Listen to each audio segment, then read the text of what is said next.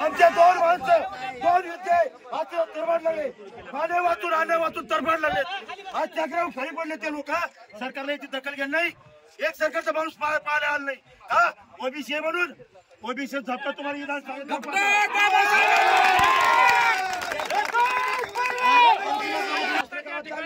प्रशासन आलं होतं आणि ते सांगत होतं की तुमचा रस्ता रोको हा बेकायदेशीर आहे, पण त्यांच्या हे लक्षात येत नाही। 6 दिवसापासून आम्ही शांततेच्या मार्गाने त्या ठिकाणी आंदोलन उपोषण करत आहोत। आमचे दोन्ही उपोषणकर्ते त्या ठिकाणी मरायला लागलेले आहेत। कधी काही होऊ शकतं। आमच्या भावना व्यक्त करण्यासाठी आम्ही आजपर्यंत 6 दिवस वेगवेगळ्या पद्धतीने व्यक्त करत होतो, परंतु आज आम्हाला या ठिकाणी रस्त्यावर उतरावं लागलेलं आहे। जर शासनाने त्वरित या ठिकाणी दखल घेतली नाही, आमच्या मागण्या मान्य केल्या नाही, तर संपूर्ण महाराष्ट्रामध्ये अशा प्रकारचे रस्ता रोको केले जातील आणि याची संपूर्ण जबाबदारी ही शासनावर असणार आहे।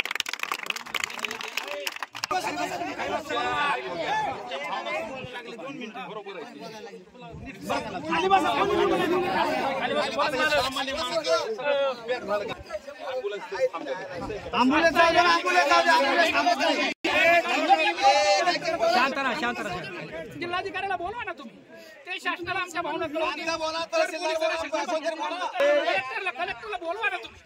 जर मराठा आरक्षणच्या वेळेस त्यावेळेस आंदोलन होतं, त्यावेळेस अगदी मंत्री न्यायाधीश रात्री अपरात्री येतात आणि मग आमच्यावरच का अन्याय, आमच्या भावना का नाही पसरत? त्यांना एवढा यायला वेळ नाही का? त्यांना ओबीसी गरज नाही आहे का? कलेक्टरला तर बोलवा ना। ठीक आहे, एक दिवस कलेक्टर साहेबाचा किती व्हिजिट झाला विचारा ना। एकदा नाही